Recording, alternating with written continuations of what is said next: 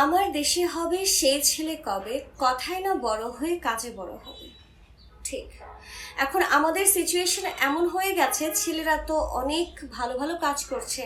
মানে আমাদের দেশে এত ছিনতাই বাড়ছে, এত পরিমাণ রেপ বাড়ছে বলার বাইরে। মানে নিত্যদিনই যখন ফেসবুকে যাই তখনই দেখা যায় কোনো না কোনো কিছু হচ্ছে। মায়ের সামনে মেয়েকে নিয়ে যাচ্ছে, হাজব্যান্ডের সামনে তার ওয়াইফকে নিয়ে যাচ্ছে। এটা কি শুরু হয়েছে বাংলাদেশে? মানে এটা কোনো কথা? এমন বাংলাদেশকে আমরা সবাই চেয়েছিলাম না তো। আর যখন এত কিছু বেড়েছে তাহলে এটার বিপক্ষে পদক্ষেপটা কি? পদক্ষেপটা কি নিচ্ছে সবাই? যারা উপদেষ্টারা আছে তারা কি নিচ্ছে?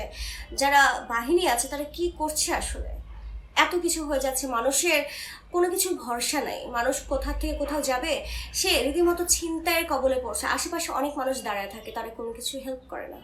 এমন দেশ তো আমরা চাইনি। কেন এমন হচ্ছে বারবার? আর রেপের সংখ্যা তো অনেক বেড়ে গেছে।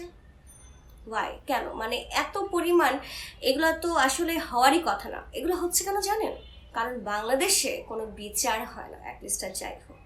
কারণ বাংলাদেশে বিচার হলে তো এগুলো সব বন্ধ হয়ে যাবে। সেগুলো তো বন্ধ করা যাবে না। আর এই বন্ধ না হওয়ার কারণে বাংলাদেশে কোনো রকমের কোনো বিচার হয় না।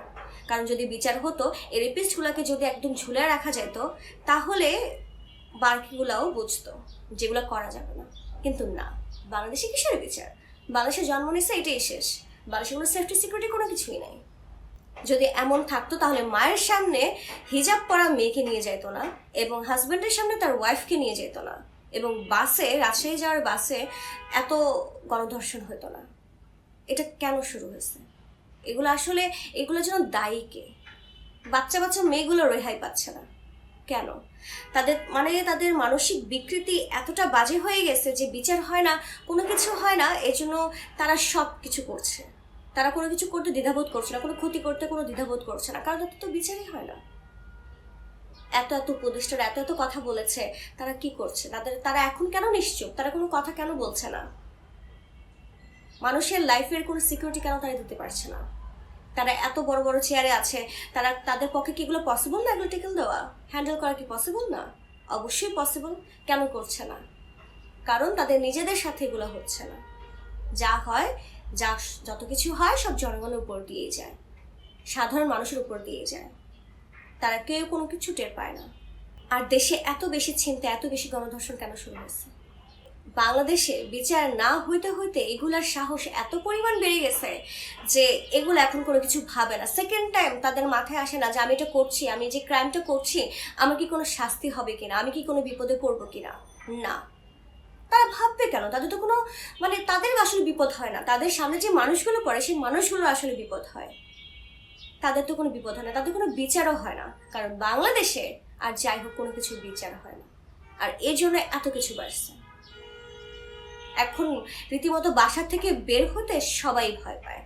অনেকেই বলছে ঢাকা রেড জোন, সন্ধ্যার পর বের হবেন না, এটা করবেন না, সেটা করবেন না।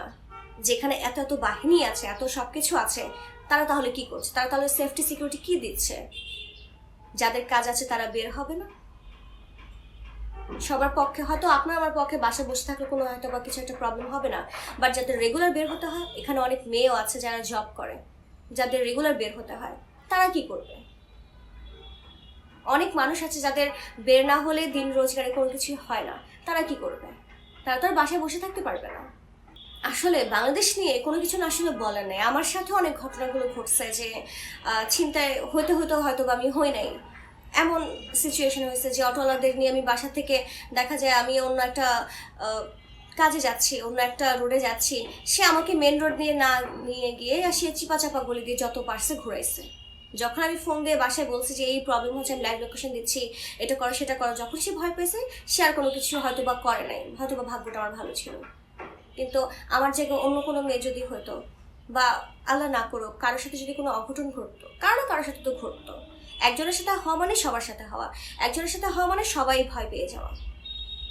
তাদের তো কোনো বিচারই হয় না, তারা কেন ভয় পাবে? হয়তো ভাববেন আপনি আর আমি আছি, এছাড়া কেউ ভয় পাবে না। কারণ আমরা এই ভয় নিয়ে এই দেশে বড় হয়েছি, আর কিছু করার নেই। যারা এগুলো করছে তারা দিব্যি রাস্তায় ঘুরে বেড়াচ্ছে। ছিনতাই, রেপ সবকিছু বেড়ে গেছে। সাধারণ মানুষের কোনো সেফটি সিকিউরিটি নেই। সেফটি সিকিউরিটি এই বাংলাদেশ দিতে পারছে। আসলে আর কিছু বলার নেই। কি বলবো, বলার কোনো ভাষাও নেই। কারণ বাংলাদেশে আর যাই হোক বিচার হয় না কোনো কিছু, আর এটা না হওয়ার কারণে এত বেশি বেড়ে গেছে। ডে বাই ডে এগুলো আরও বাড়তে থাকবে।